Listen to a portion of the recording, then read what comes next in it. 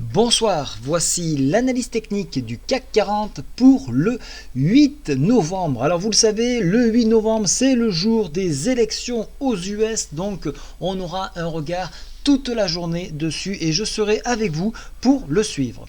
Au niveau du calendrier économique, on aura la balance commerciale en Chine, mais également en Allemagne à 8 heures où on aura également la production industrielle.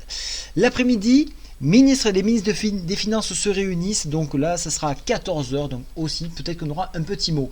Je ne sais pas si vous l'avez vu, mais la BCE est prête à passer à l'action pour des rachats d'actions, donc attention, ça va mouliner. Maintenant vous voyez ce rectangle là, vous ne savez pas ce que c'est, alors je vais vous faire un petit zoom arrière, c'est ce que j'ai découvert dimanche en regardant un petit peu mes graphes. Alors ne vous affolez pas si vous êtes bear, c'est de la théorie, hein, on ne s'affole pas. Alors vous avez ici ce que l'on appelle un drapeau. Alors qui dit drapeau, lorsqu'on sort d'un drapeau, vous avez donc le mât que l'on reporte à la sortie du drapeau. Donc si je reporte ce mât, vous voyez, on arrive pas loin de 7000. Alors, bien sûr, c'est une projection théorique. Si Trump passe, tout ce système-là va s'effondrer, bien évidemment. Alors, ce drapeau-là étant mensuel. Alors, pour parler d'échelle beaucoup plus adaptable, on va regarder en 30 minutes. Et là aussi, et je vais le faire avec vous, vous avez, et cette fois-ci, ça sera un fanion. Alors, regardez, je trace ma courbe, mon mât, ici. Je vais tracer mon fanion maintenant. Je pointe ici. Mon fanion est là. Et je vais tracer donc le bas de mon fanion. Et voilà, donc on a bien un fanion qui descend. Et si je reporte donc cette hauteur-là, hein, il suffit donc de marquer la hauteur. Hein, je clique ici. On fait 2,65. Si je reprends et que je reporte 2,65 ici, sur la sortie du fanion, voilà, et je pousse jusqu'à avoir mes 2,65. Voilà, ça vous donne une projection possible. Donc projection possible 4569 sur sortie de ce fanion. Voilà, donc ça c'était pour la petite histoire et le petit cours sur les drapeaux et les fanions. Maintenant je vais passer en journalier. En journalier, alors je vais effacer ceci parce que ça va nous perturber dans l'analyse. Et on va faire abstraction de ce que vous venez de voir. Alors, nous avons un gap. Je ne voulais pas marquer, mais je vais quand même le spécifier. Je marque tout. Donc, vous voyez ce gap hein, qui restait donc ouvert. Nous avons le PTI qui est à 4437, c'est l'horizontal en rouge, et le PTI hebdo 4398. Celui-ci. Alors nous avons franchi non seulement le PTI hebdo, mais le PTI journalier.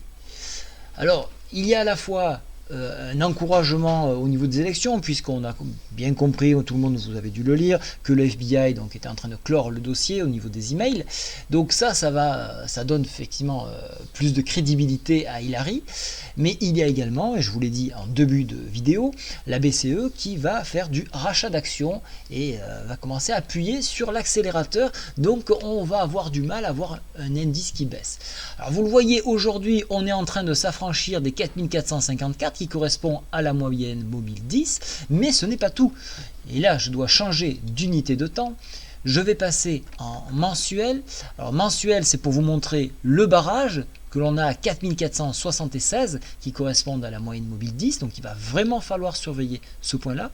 Regardez ici, en mensuel, on est en train de repartir à la hausse, donc attention. On a également, donc, et là je dois passer en hebdo. Regardez en hebdo, nous avons franchi non seulement la moyenne mobile 20, mais également la moyenne mobile 10. La moyenne mobile 10, qui je rappelle, est à 4450. Donc de ce fait, on a des gros supports sous nous. Et ici, vous le voyez, au niveau de la MACD, vous le savez ou vous ne le savez pas, la MACD, c'est une composition de moyennes mobiles et vous savez ce qui se passe lorsqu'une moyenne mobile n'est pas croisée. Il y a l'effet inverse, c'est-à-dire une accélération dans le sens où on pensait que ça allait aller. Donc ici, ça serait plutôt un sens haussier. Alors, je vous avais dit sur Marubozu, on a de fortes chances de retracer les 50% de Marubozu. Là, on y est. on les a retracés. Donc ça c'est un premier point, mais maintenant c'est les élections. Donc est-ce que Trump va passer? Est-ce qu'Hillary va passer? On a de plus en plus de conviction d'après les derniers sondages qu'Hillary pourrait passer, mais ce n'est pas gagné, c'est trop serré pour vraiment en conclure quelque chose. Donc il faudra suivre ces élections. En attendant, on commence bien la semaine puisque donc on a des supports qui se placent dessous les cours et ça c'est bon pour ceux qui travaillent la hausse. Alors les projections, maintenant vous avez donc les 4474 que vous avez vus en mensuel qui correspondent à la moyenne mobile 10. Après, vous avez les 4483 qui correspondent à la moyenne mobile 20 en journalier.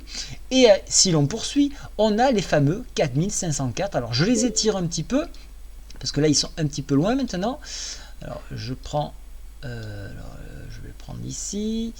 Voilà, je vais les étirer.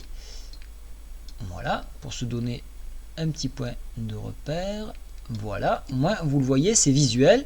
Donc après donc les 4480, alors je vous ai dit, je reprends ma souris qui est à l'autre bout de la planète, 4483, vous avez les fameux 4504 et sur extension, après on repart avec les 4556, on reprend le chemin. Donc la BCE est en train de faire du rachat d'actions. Attention, il y aura une pause du 20 décembre au 25, si ma mémoire est bonne. Donc, on risquerait de tirer, histoire d'avoir des super chiffres à rendre en fin d'année. Et après, avant Noël, à la période de Noël, là, il faudra absolument se séparer d'un peu de tout, parce que là, vu que ça ne sera plus soutenu, on risquerait d'avoir un écrasement. Donc, attention à ça. Autre remarque, vous avez sans doute dû le remarquer, c'était cet élargissement de bol, donc retour à la volatilité. Ça fait que ça nous laisse un horizon très grand de travail. Donc en extension max 4596 à la hausse, en extension max à la baisse 4374. Maintenant, alors demain ça va être assez chaotique là aussi. Si toutefois Trump venait à passer dans la nuit, alors à ce moment-là, on irait chercher, on enfoncerait très rapidement les 4437 pour combler le gap et se retrouver sur un support 4398. Mais sur enfoncement de ce PTI hebdo, alors là, ça serait la borne inférieure de la Bollinger, 4373. Sachez quand même que nous avons relativement anticipé une élection Trump et donc la baisse devrait être modérée. Bien qu'il ne soit pas très favorable à la bourse, c'est quand même un homme d'affaires. Donc la baisse est plus ou moins actée dans le sens où Trump pourrait passer. Donc baisse modérée, mais par contre, belle extension dans la mesure où c'est Hillary qui passe. Voilà, je vous ai donné mon sentiment. Maintenant, regardez bien ici au niveau des indicateurs. Le stochastique, lui, repart à la hausse. La MACD, c'est un indicateur qui est lent, mais ce que l'on peut constater, c'est ces histogrammes qui sont dégressifs ici, donc plutôt qui marqueraient peut-être un pas vers la hausse. Mais il nous faudra beaucoup plus de bougies pour confirmer ce mouvement. Je vous ai tout dit sur le CAC, j'espère que ça vous a plu. N'hésitez surtout pas à partager cette vidéo. Venez sur le chat d'LCB, on est nombreux, on parle, on s'explique et commentez les articles donc dans LCB. Vous pouvez laisser et poser vos questions, je réponds. Et pour poser des questions, pas le besoin d'être abonné ou quoi que ce soit, vous mettez juste votre mail, vous écrivez et je réponds. Voilà, bonne soirée à tous, au revoir.